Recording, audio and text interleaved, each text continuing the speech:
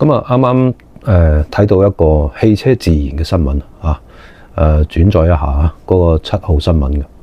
咁啊，呢個新聞嘅汽車嘅自燃係好誇張啊！佢噴火可以一噴咗成5條車度。咁啊，大家先睇一睇呢個視頻先。Watch this explosion happen. Wow, incredible. The car just exploded while 2 other cars were in the far lane driving through the flames. Incredible. Can we show that again?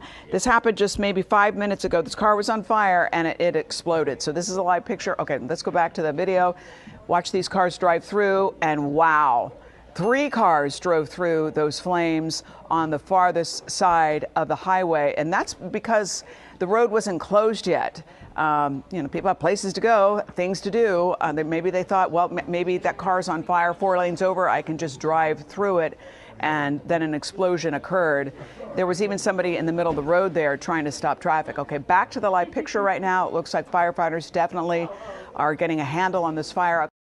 咁啊，當大家睇完呢個視頻之後咧，咁我就講下，咁啊有啲網友咧就發咗個貼，咁啊佢個貼話真奇怪啊，他們竟然沒有提到係哪家汽車公司，但如果係一輛特斯拉，那肯定他們會首先提及到。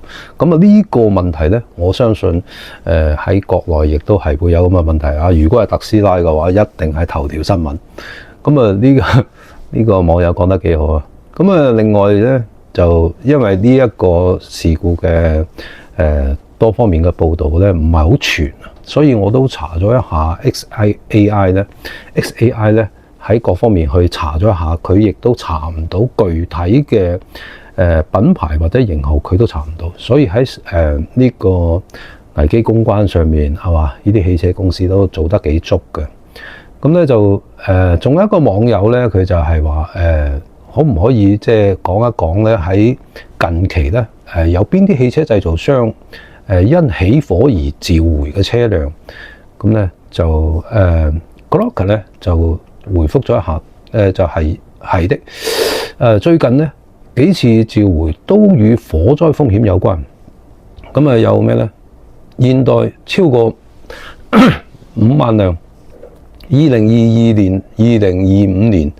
到2025年嘅途勝 SUV 呢個係2025年12月，咁因存在起火風險的缺陷而被召回。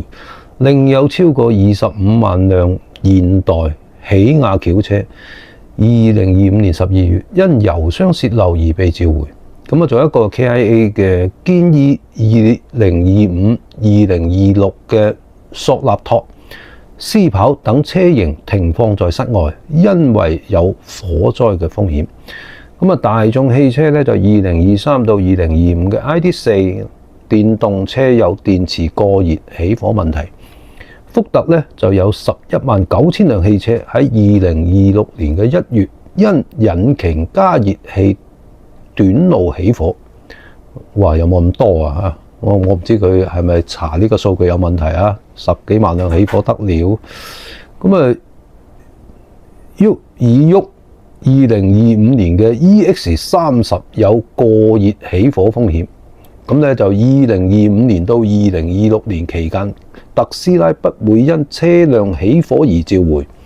詳情咧就可以睇美國國家公路交通安全局網站。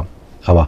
咁呢度咧就具體講咗一下所有召回車輛嘅嗰啲信息。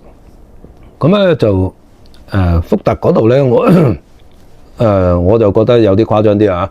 可能會有啲問題啊，差唔多12萬輛因引擎加熱器短路起火。我覺得呢個可能係存在隱患召回嘅問題啊，唔係起火嘅問題啊，我冇理由咁多嘅。呢個應該信息有出入係嘛？